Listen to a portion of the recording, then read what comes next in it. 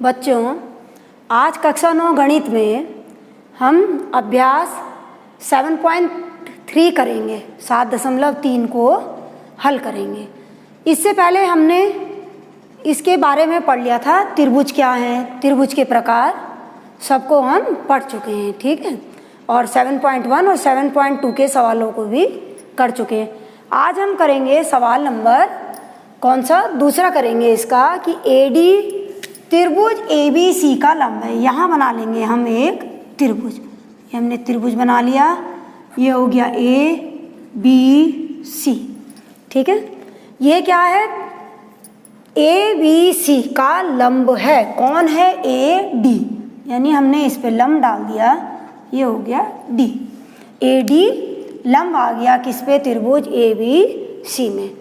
इस त्रिभुज में हमको दे रखा है कि AB बराबर किसके है, AC के। ये भी हमें दिया हुआ है, ठीक है। AB बराबर AC के। हमें क्या करना है, इसमें सिद्ध करना है। पहला सिद्ध करना है हमको कि AD जो है BC को समद्विभाजित करता है, यानी दो बराबर भागों में बांटता है, ठीक है।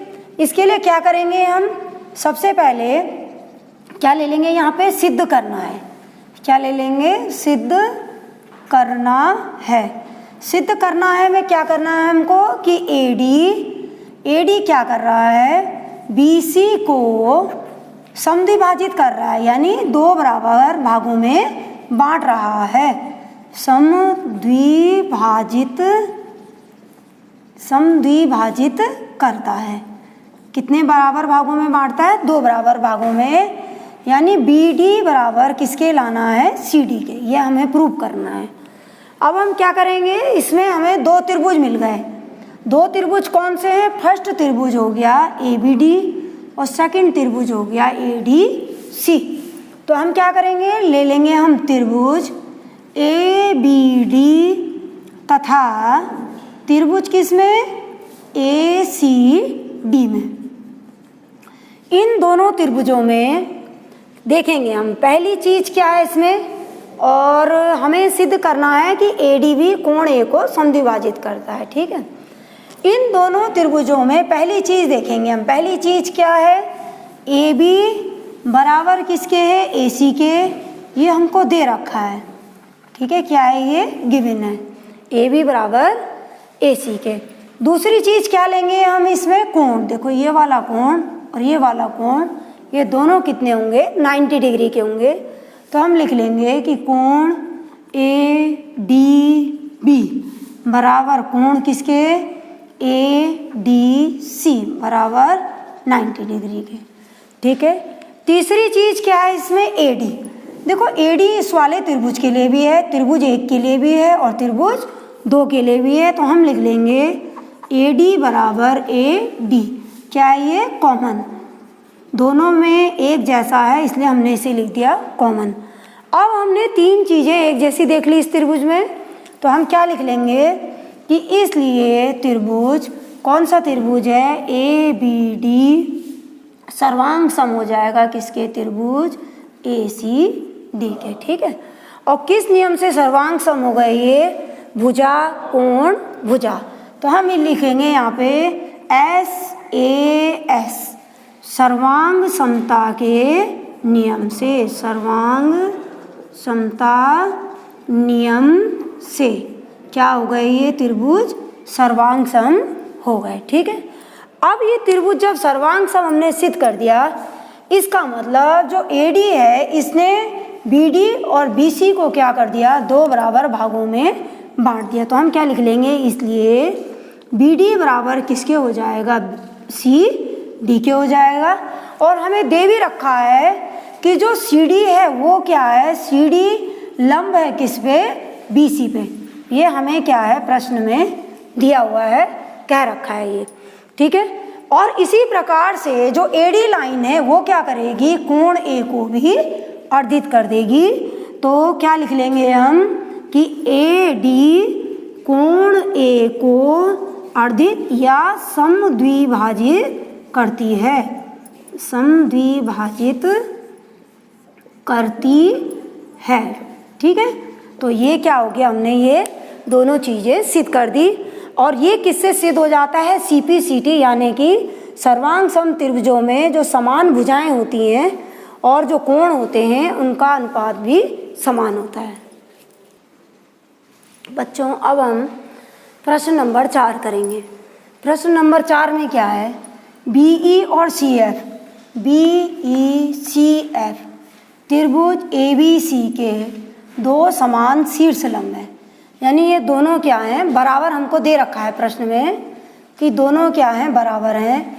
सर्वांग समता नियम का प्रयोग करके सिद्ध करो कि ABC एक समद्विबाहु त्रिभुज है, ये हमें सिद्ध करना है। ठीक है, तो इसके लिए क्या लेंगे हम? क्या दे रखा है हमको? पहले दिया है में क्या आ जाएगा?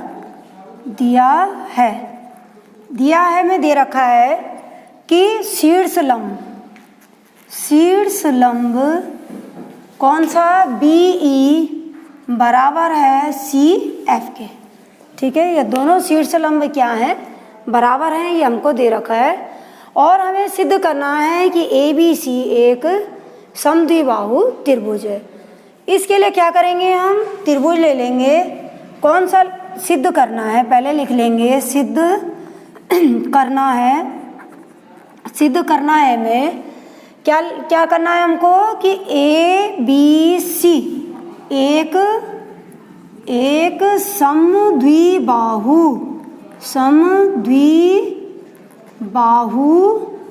त्रिभुज है, ये हमें सिद्ध करना है।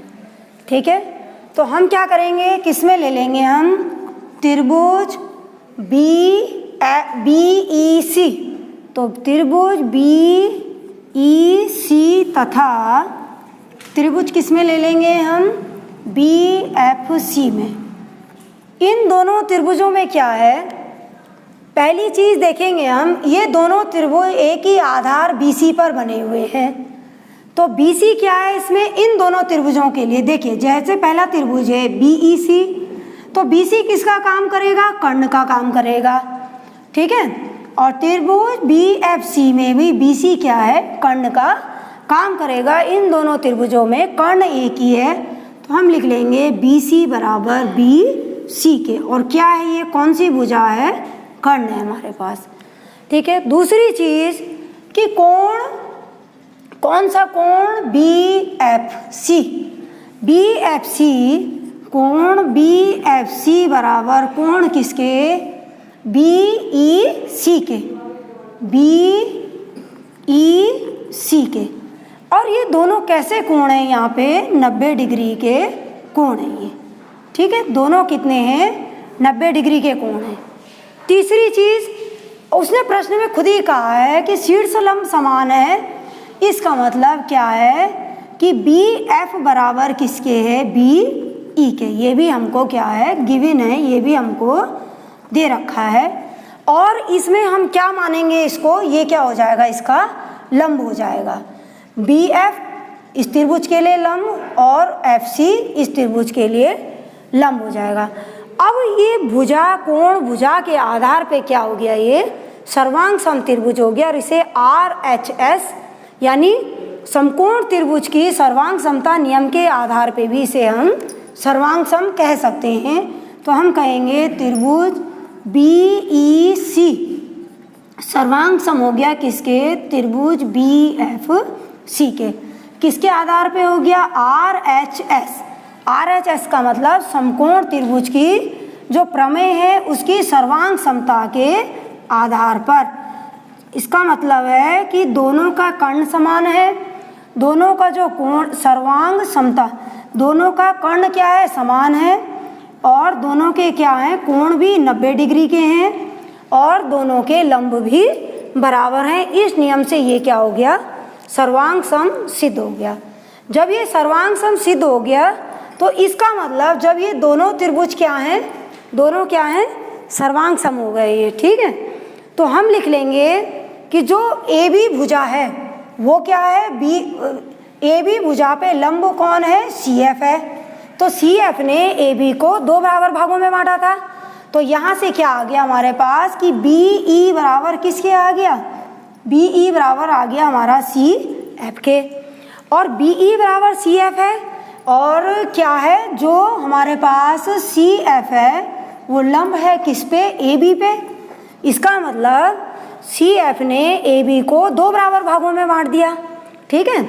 और ऐसे ही किसने सी एफ के बाद क्या आएगा, बी ई। बी ई भी लंब है किस पे, ए सी पे। इसको भी दो बराबर भागों में बांट दिया। तो इसलिए हम क्या लिख लेंगे, इसलिए जो क्या होगा, ए बी होगा वो किसके बराबर आ जाएगा, सी ए के बराबर आ जाएगा। और जिस त्रिभुज की दो भुजाएं समान होती हैं वो त्रिभुज क्या होता है, समद्विबाहु त्रिभुज हो जाता है। इसलिए त्रिभुज ए बी सी एक समद्विबाहु त्रिभुज होगा। ये हमको क्या करना था, सिद्ध करना था। बच्चों अब हम करेंगे प्रश्न नंबर 5।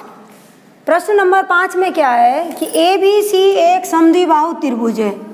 तो हम त्रिभुज बना लेंगे ए बी सी, ठीक है। समद्विबाहु त्रिभुज है जिसमें क्या दे रखा है, ए बी बराबर ए सी के, यानी ए बी साइड किसके है, ए सी के साइड है, बराबर है दोनों।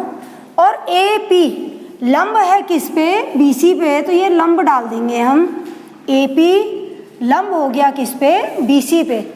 सिद्ध करना है कि कोण बी बराबर है कोण सी के।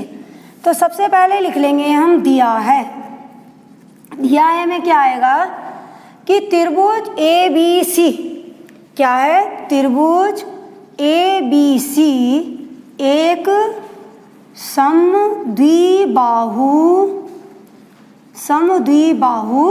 त्रिभुज है, ठीक है। त्रिभुज ए बी सी एक समद्विबाहु त्रिभुज है। और इस त्रिभुज में दे रखा है कि ए बी बराबर किसके है, ए सी के, ठीक है। अब क्या है, सिद्ध करना है। सिद्ध करना है, क्या सिद्ध करना है हमको कि कोण बी बराबर किसके है, कोण सी के, ठीक है। हम क्या करेंगे, ये दो त्रिभुज हो गए, पहला त्रिभुज और ये हो गया दूसरा त्रिभुज, दो त्रिभुज हो गए। दोनों त्रिभुजों को ले लेंगे तो हम लेंगे त्रिभुज ए बी पी तथा त्रिभुज किस में ले लेंगे हम, ए सी पी में। इन दोनों त्रिभुजों में पहली चीज क्या है, हमको दे रखी है कि ए बी बराबर किसके है, ए सी के। ये हमको क्या है, गिवन है, यानी कि ये दी हुई है, ठीक है। दूसरी चीज, क्योंकि ए पी लंब पड़ा है किस पे, बी सी पे। ए पी क्या है हमारे पास, लंब है किस पे, बी सी पे। ये भी हमको गिवन है। इसलिए क्या हो जाएगा, तो क्या लिख लेंगे हम, जब लंब है तो हम ये भी लिख सकते हैं कि बी पी बराबर पी सी के।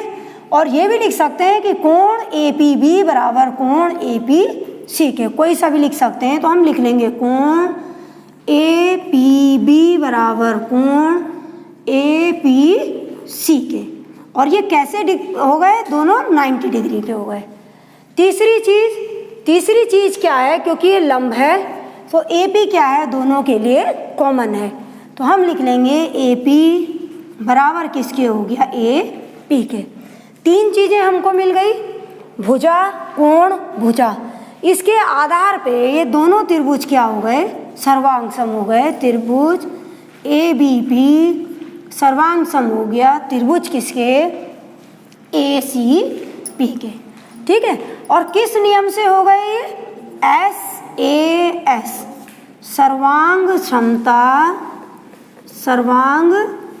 समता नियम से, ठीक है। सर्वांग समता नियम से ये दोनों त्रिभुज क्या हो गए, सर्वांग सम हो गए। अब जब त्रिभुज सर्वांग सम हो गए, सब चीजें इनकी समान है, तो इसका मतलब क्या हो गया, कोण बी भी कोण सी के समान हो जाएगा। इसलिए कोण बी बराबर कोण सी के हो गया, क्योंकि समद्विबाहु त्रिभुज है। और जब इस त्रिभुज की दो भुजाएं बराबर होंगी तो उनके कोण भी क्या होंगे, बराबर होंगे।